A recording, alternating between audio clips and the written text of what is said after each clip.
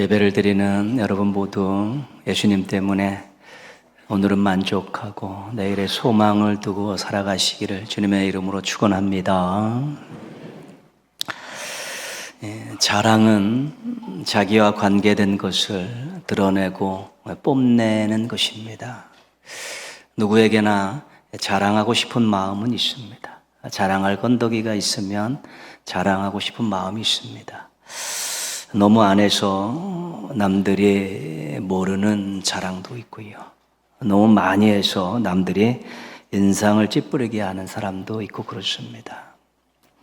성경에서 자랑에 대한 교훈은 딱 한 문장으로 정리가 되어 있습니다. 그것은 바로 자랑하는 자는 주 안에서 자랑하라. 그렇죠?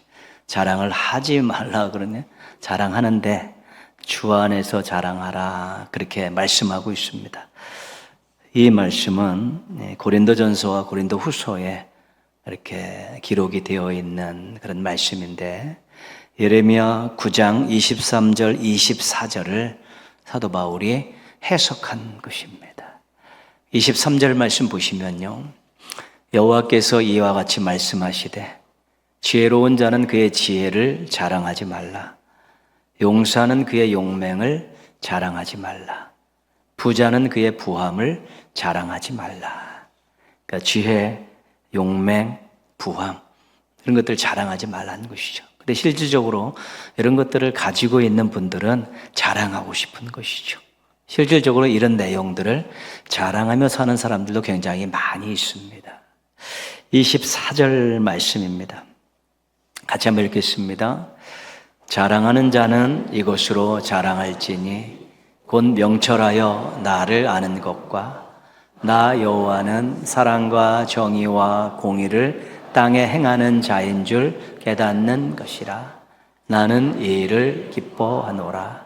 여호와의 말씀이니라. 뭘 자랑해야 되냐면 본인이 하나님을 알고 있다는 것을 자랑하고 하나님께서 어떤 일을 행하셨는가를 아는 것, 깨닫는 것을 자랑하라는 것입니다. 우리가 말씀을 통해서 하나님이 어떤 분이구나 알죠. 그리고 삶 가운데에서 신앙생활하고 인생 살아가면서 하나님께서 베푸시는 은혜가 많이 있기 때문에 그걸 보고 하나님이 이런 분이구나 이렇게 깨닫는 것이고요. 또 우리가 자연 만물을 보고 역사를 보고 또 다른 사람의 인생을 바라보면서 하나님이 저런 분이구나 이런 걸 알게 된다는 것이죠. 하나님을 안다는 것은 지식적으로 안다는 것이 아니라 경험적으로 아는 것입니다. 말씀을 통해 또 자신이 경험한 걸 통해 다른 사람의 간접 경험을 통해서 나는 하나님을 알고 있습니다. 나는 그 하나님을 믿고 있습니다. 나는 그 하나님만 섬기고 있습니다. 이 자랑하라는 것입니다. 그 하나님께서 이 세상을 운영하시는 귀한 기본이 되는 것은 사랑과 정의입니다. 사랑을 베푸시고 또 정의를 세워가시면서 이 세상을 운영해 가는 것이지요. 그래서 하나님께서 사랑과 정의로 베푸신 일들은 우리들에게는 그것이 바로 하나님의 은혜가 되는 것입니다.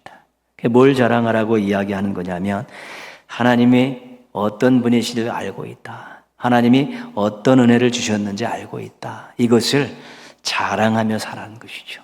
그것이 바로 주 안에서 자랑하는 것입니다. 그렇다면 왜 지혜와 용맹과 부함을 자랑하지 말라고 하셨을까? 그것은 바로 하나님께서 주신 것이기 때문에 그렇습니다.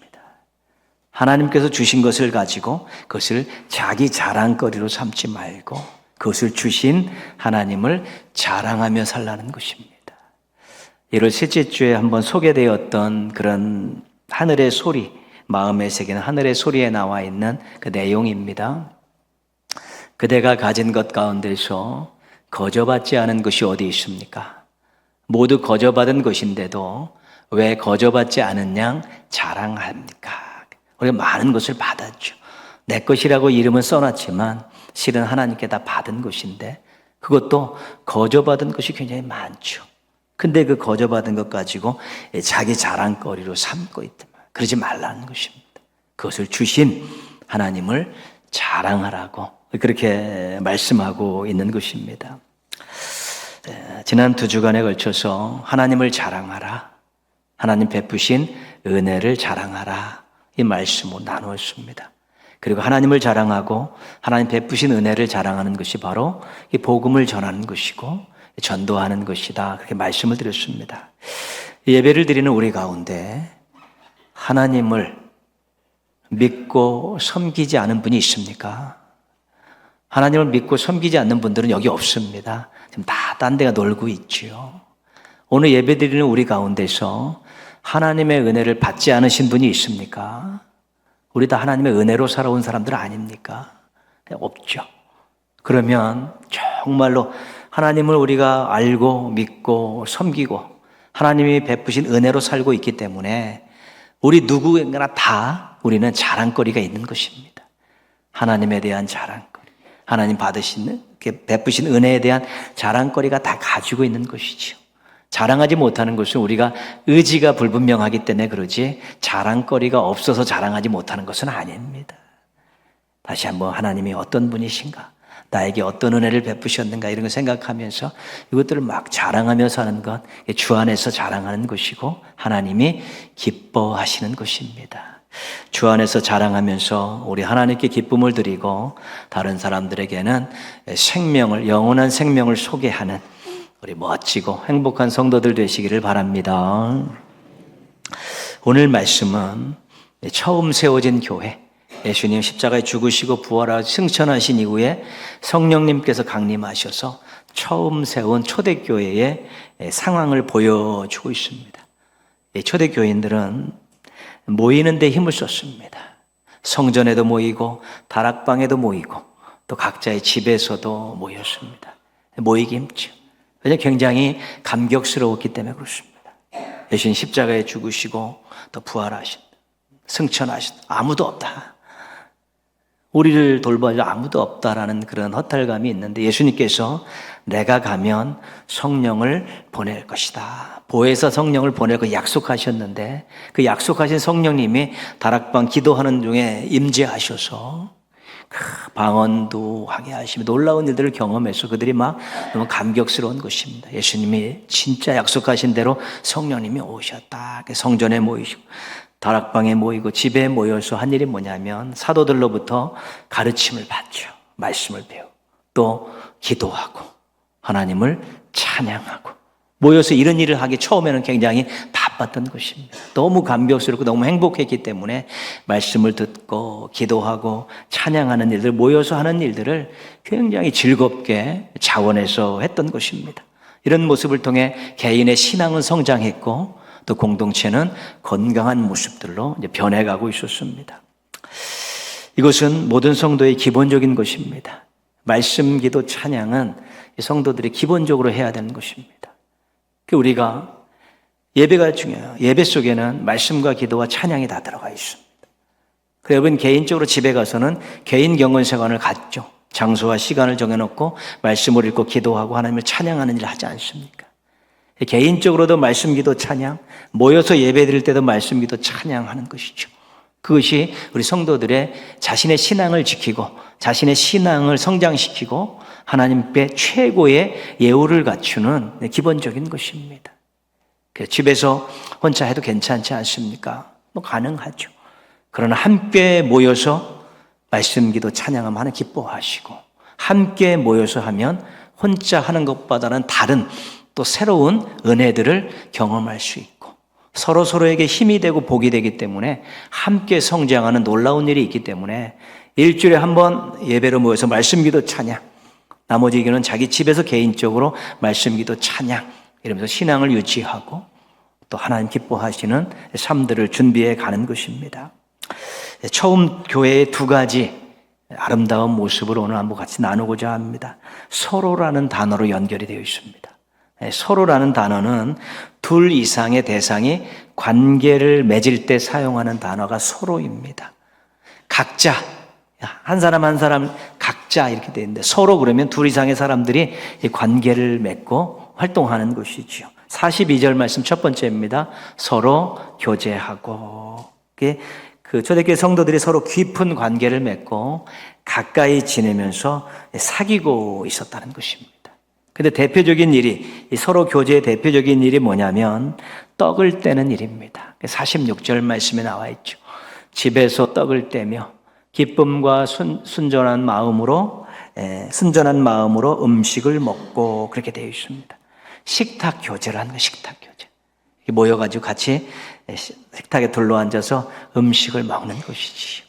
이것이 조금 더 거기에 말씀을 전하고 축복하는 일들이 있으면 성찬식으로 발전을 하게 되어 있는데, 음식을 먹는 것입니다. 근데 그 식탁에 둘러앉아 있는 사람들은 유대인도 있고 이방인도 있고 남자도 있고 여자도 있고 부한 사람도 있고 가난한 사람도 있고 사회적으로 지위가 있는 사람들도 있고 또 지위가 조금 없는 사람들도 있고, 다양한 사람들이 식탁에 이렇게 둘러앉아 있는 것입니다. 예수님께서 공생의 기간 동안에 바리새인들에게 엄청나게 비판을 받았죠. 그것 중에 한 가지가 뭐냐면 저 사람은 세리와 죄인들의 친구다 그랬잖아요. 예수님 만나면 예수님은 먹기 바쁩니다. 세리의 집에 가서도 먹고 죄인들 만나서도 서로 교제하면서 먹고, 이거죠. 예수님께서는 식탁에서는 인간적인 조건이 필요 없다. 서로 하나 되어서 음식을 나누며 서로 교제하는 것이다. 그거 하다가 예수님께서 엄청나게 조롱받고 비판받고 그러지 않았습니까? 근데 초대교회가 그런 것입니다. 교제하는데 인간적인 조건이 필요 없습니다. 모두가 다 한지에 얹으면서 음식을 나누는 것이죠. 그러면서 우리는 그리스도 안에서 하나입니다. 우리는 하나님을 아버지로 모신 하나님의 가족들이고 자녀들입니다. 이런 고백을 가지고 식탁을 막 나누며 교제했다는 것이지요.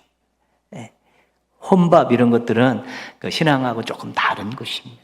우리 함께 음식을 나누면서 서로 우리가 그리스도 안에서 하나고 그리스도 안에서 하나님 아버지를 모신 가족들임을 서로 확인하는 자리, 그래서 즐겁게 교제하는 자리가 식탁입니다. 초대교회에서 오늘날 우리가 본받아야 될 아주 귀한 모습이 서로 인간적인 조건을 벗어나서 같이 식탁을 나누면서 우리는 그리스도 안에서 하나고 그리스도 안에서 우리는 가족들입니다. 이런 것들을 확인하고 나누는 것입니다. 두 번째 서로는 44절에 나와 있습니다. 서로 통용하고 서로 물건을 같이 나누어 사용한다, 그런 뜻이죠. 45절에 보시면 또 재산과 소유를 팔아 각 사람의 필요를 따라 나눠주며, 이제 또 자신이 잉여가 있으면 남는 것이 있으면 교회에다가 갖다 놓고, 때로는 내가 조금 불편하더라도 누군가 필요할 것 같아서 자기가 좀 손해보면서도 교회에다가 위탁을 하죠. 그럼 교회에서 쫙 보고 부족하고 또 필요한 사람들에게 그것을 이렇게 쭉 이렇게 나눠준 것입니다. 하나님이 나에게 주신 것은 나만을 위해 사용하는 것이 아니라 누군가 나누며 살아가라고, 서로 나누며 사랑하라고 주는 것입니다. 그런 마음을 가지고 그렇게 나눔의 삶을 살았던 것입니다. 우리는 그리스도 안에서 하나입니다. 우리는 예수 그리스도를 머리로 하는 교회의 지체들입니다. 그래서 우리는 서로 아껴줘야 되고 서로 사랑해야 됩니다. 이 마음을 가지고 그렇게 한 것입니다. 이 교회의 모습이 주변에 있는 사람들에게 알려졌죠. 알려줬습니다. 야, 이 희한한 공동체가 생겨났다. 듣도 보도 못한 공동체가 생겨났다. 그렇죠. 예루살렘 나름대로의 거기 안에서도 많은 공동체들이 있었는데, 자기들은 모여서 하는 것들이 그냥 교제하고 즐기고 그런 것이고, 또 나름대로 이방인들 사이에서는 먹고 마시고 탐닉하고 다른 사람들 안 좋은 모습들 바라보는 것이 당시에 그 로마의 분위기 속에서의 공동체의 모습이었는데, 이런 공동체는 서로 막 교제하고 가족이라고 그러고 서로 나누어 쓰고 막 이런 것들을 보고 이상한 공동체다. 근데 그 공동체에 있던 성도들이 또 각자의 삶에 돌아가면 악하게 살았겠습니까? 보고 경험한 대로 주변의 사람들을 좀 섞이고 나누면서 그렇게 사는 것이지요. 그렇게 된 것입니다. 교회는 하나님의 말씀을 놓고 어떻게 살아가야 되는 것을 배우고 그렇게 사는 것을 훈련하는 것입니다. 그리고 각자의 삶의 자리에 가서 그렇게 사는 것입니다. 교회 중요한 내용입니다, 여러분. 근데 세상에서 살다가 세상에서 못된 것 배워갖고 와가지고 교회 안에서 막 적용시키려는 그러한 일들은 있어서는 안 됩니다. 역수입해서는 안 되는 것입니다. 좋은 것들을 수출을 해야죠. 안 좋은 것들을 받아들여서 경쟁하고 차별하고 미워하고 분열하고 이런 것들 배워갖고 와서 교회 안에서 막 그런 것들을 조장하는 그런 지도자나 그런 성도들은 조심해야 되는 것입니다. 그렇지 않습니다. 이들이 막 그 초대교회 교회 안에 배웠던 그런 따뜻한 마음들 교제하는 것, 나누는 것 배워서 각자의 삶의 자리에 가서 막 그렇게 살으니까 사람들이 막 깜짝 놀란 것이죠. 야, 이런 공동체가 있고 이런 사람들이 있는가 그랬죠.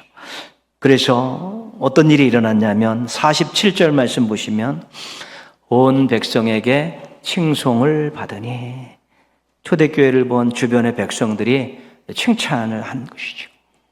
교회를 칭찬하고 성도들을 칭찬하고 야 저거는 본받을 만한 일이다. 그렇게 생각을 하고 또 이런 일들을 주변에 막 이렇게 입소문을 내기 시작한 것입니다. 근데 그들이 공동체를 이야기하고 교회를 이야기하고 성도들을 이야기할 때 막 자랑하고 막 인정하고 칭찬할 때 그 속에는 하나님이 꼭 언급되게 되어 있습니다. 야, 저 교회는 하나님께 예배드리는 공동체야. 저 공동체는 하나님의 말씀을 뵙고 말씀대로 살기 위해서 노력하는 공동체고 저 공동체는 주일날 모여서 매일 말씀 배우고 찬송하고 기도하는 공동체야. 이 공동체를 칭찬하고 성도들을 칭찬하다 보니까 당연히 하나님의 이름이 높아질 수밖에 없는 것입니다. 거기에 놀라움이 있는 것입니다. 그래서 믿지 않는 사람들이 믿는 교회와 성도들을 보면서 막 칭찬할 때 그것을 우리가 하나님께 영광을 돌렸다 그렇게 이야기하는 것입니다. 우리 스스로도 예배를 통해 삶을 통해 하나님께 영광 돌리지만 우리의 모습들을 보면서 교회의 모습들을 보며 성도들의 모습을 보며 주변에 믿지 않는 사람들이 하나님을 찬양하고 하나님을 높이면 그것이 하나님께 영광을 돌리는 것입니다. 초대교회 성도들은 변화된 아름다운 삶으로 하나님께 영광을 돌렸습니다. 사람들이 경험해보지 못한 그런 삶의 모습들, 따뜻한 사랑의 삶의 모습을 가지고 하나님께 영광을 돌린 교인들이 초대교회의 교인들입니다.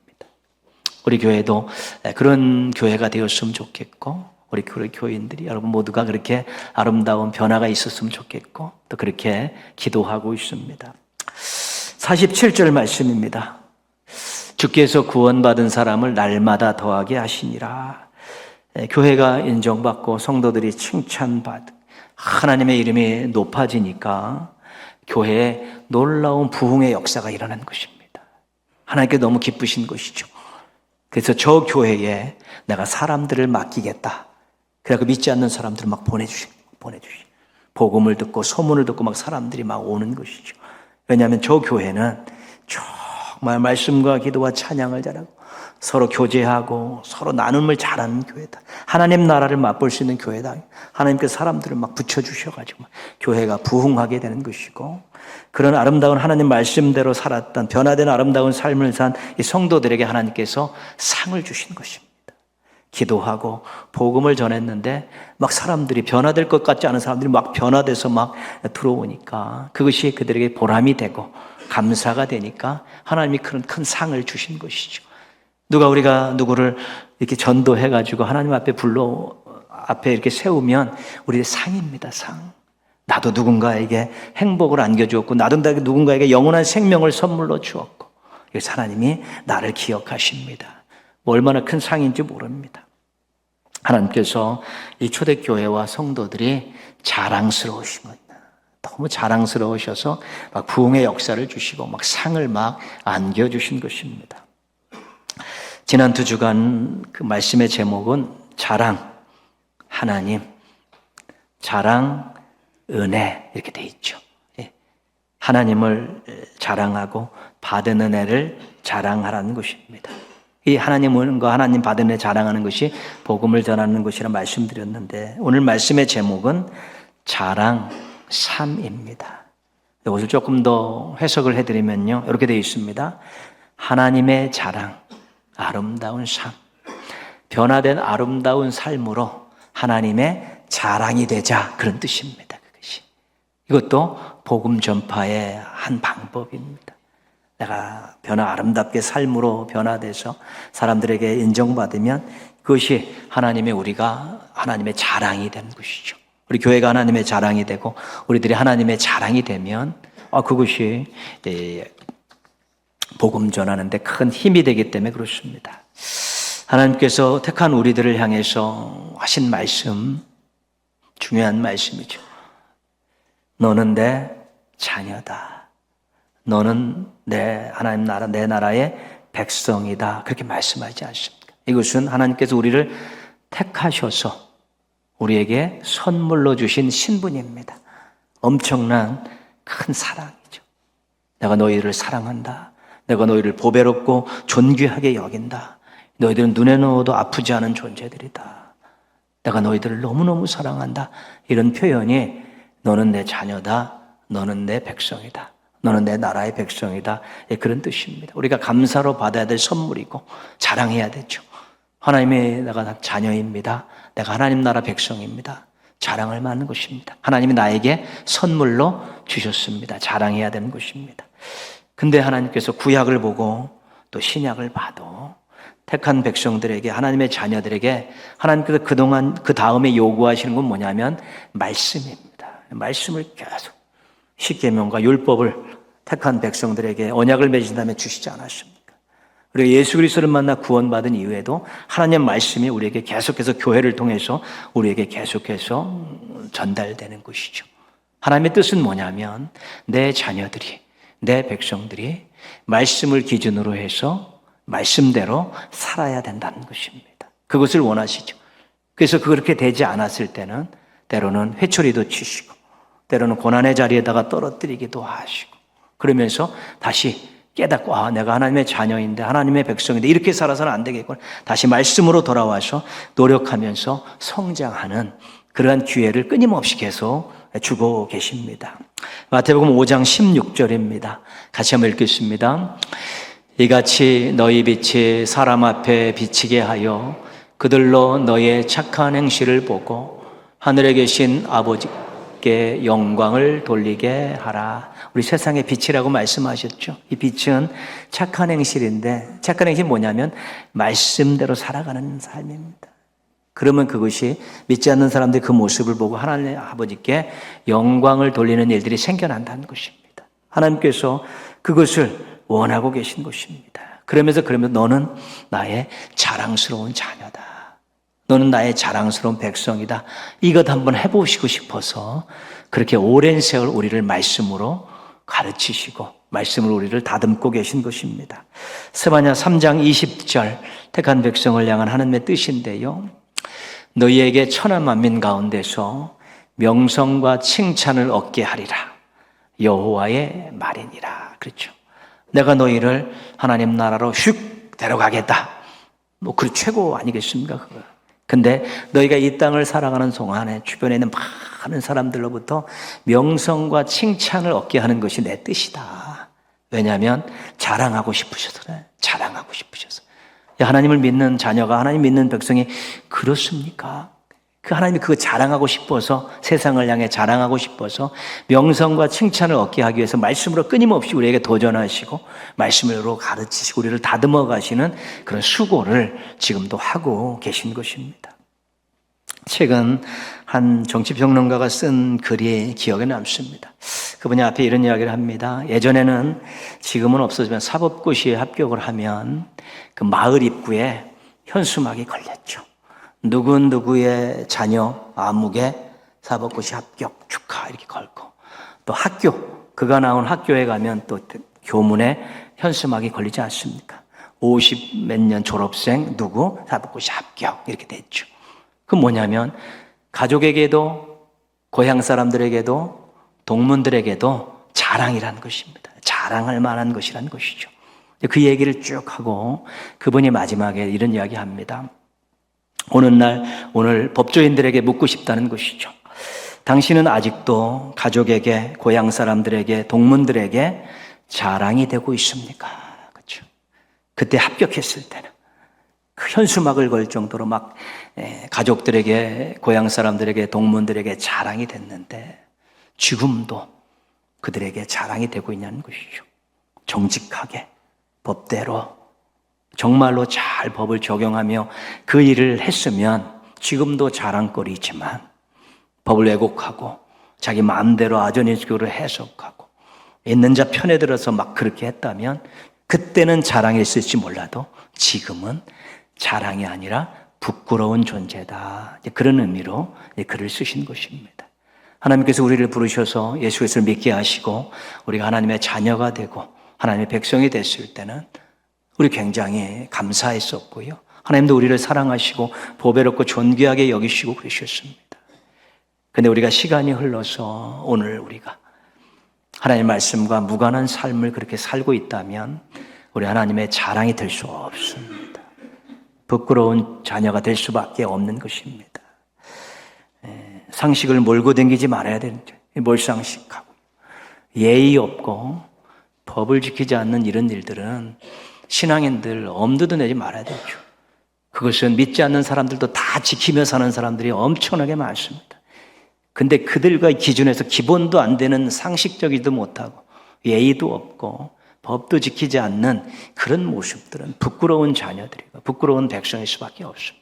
그걸 기본으로 해서 하나님의 말씀대로 사는 것이죠. 하나님 말씀에는 섬기며 살아라, 사랑하며 살아라, 그렇게 말씀하고 있지 않습니다. 그래서 우리는 차원이 다른, 믿지 않는 사람들과 삶의 차원이 다른 것이고 우리는 품격이 고품격 인격들을 가지고 있어야 되는 것입니다.